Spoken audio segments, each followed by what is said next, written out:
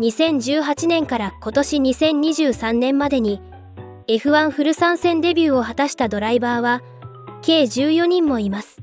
深刻なシート不足問題が起きている中でも、この数字だけを見ると平均でも毎年2人以上がシートを獲得していることになります。これがその14人のドライバーです。2023年の8月時点でシートを確保できているのはルクレール、アルボン、ノリス、ラッセル、角田裕樹、チョウ・グアンユーと今年デビューを果たしたピアストリとサージェントの8人です。つまり今年デビューを果たしたデフリースを含め計6人がシートを喪失していることになります。この6年間を見るとルクレールやノリス、角田裕樹やピアストリなど20代前半のドライバーが立て続けにデビューを果たしていることから F1 の若年化が加速していたと言えます。現在残っている8人のドライバーで3年以上シートを確保しているのはルクレールとノリス、ラッセルと角田裕樹で、一時シートを喪失してカムバックを果たしたアルボンも含め計5人となります。今後は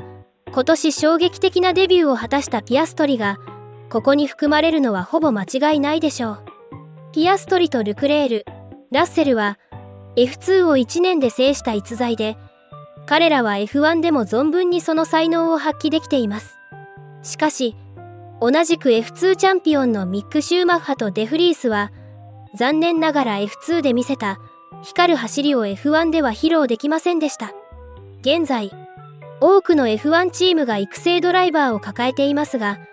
自分たちのチームで経験を積ませているのはアルファタウリの角田裕樹とウィリアムズのサージェントだけです。レッドブルには明確なセカンドチームがあるのでそれを実現できますが、その他のトップチームはルーキーをいきなり自分たちのチームからデビューさせることはありません。そのためどのチームからデビューしたとしても初年度から自分が F1 にふさわしいことを証明する必要があるのです。開幕前テストも満足にできない中、その難易度は超ハイレベルと言えます。トップチームになればなるほどルーキーを起用するリスクを避けたいと考えており、それにより失うポイントをなくそうとしています。どのチームよりも育成システムが確立しているのは間違いなくレッドブルでしょう。そのレッドブルはアルボンの後任として育成外のベテランドライバーのペレスを起用し、見事にタイトル奪還に成功しています。そのペレスの後任には同じく育成外のベテランのヒュルケンベルグの名前も挙がっており、ヘルムート・マルコも予選の理想はヒュルケンベルグで決勝はペレスだと語っています。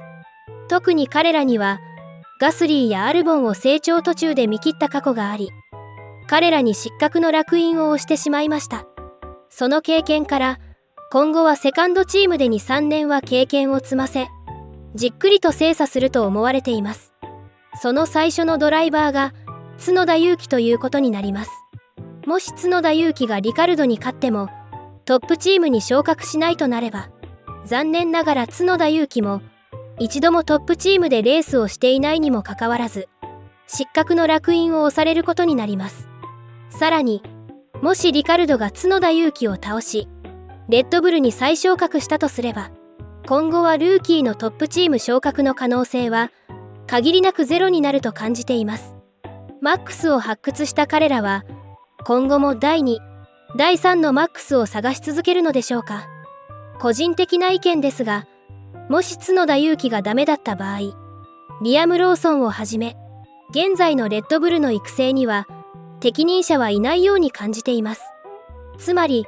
ルーキーに経験を積ませ育つのを待つのではなく、他チームから逸材を獲得した方が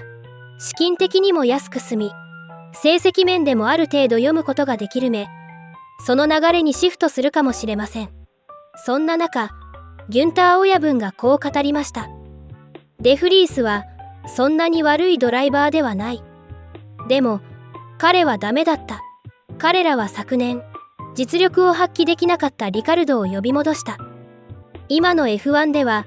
ポテンシャルを発揮するのは難しく、本当にいい人を見つける必要がある。例えばオスカー・ピアストリを例に挙げよう。公平に言って彼は明らかに例外的だが、ルーキーが F1 に参入するのは難しくなっている。今はどのチームも調子が良く、優秀で経験豊富なドライバーを抱えることがとても重要だ。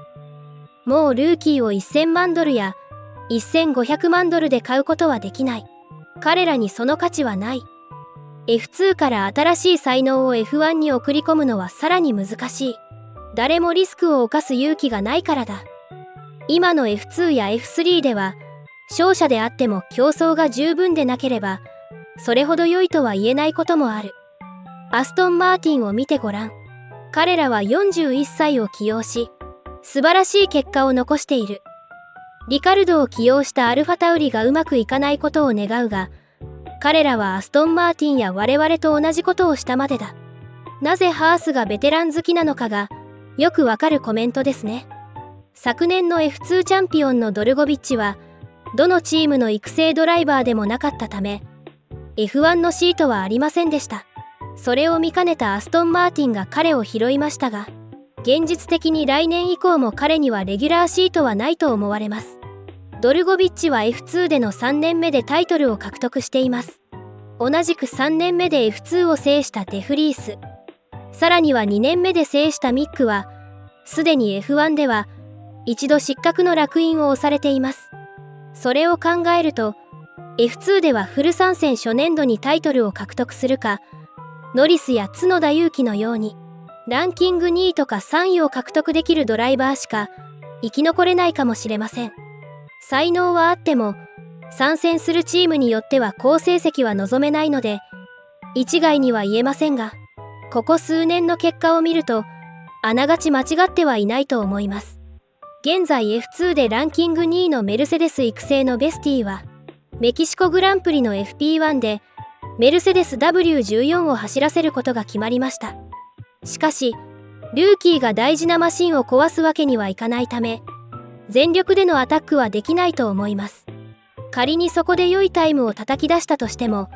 現実的にハミルトンの後任としてメルセデスからデビューすることはなく、逆にクラッシュしてマシンを壊してしまったら、その後ノーチャンスになることもあり得る世界です。FP1 の出走からリザーブドライバーの就任までは比較的簡単かもしれませんが、そこからレギュラーシートを確保するためには、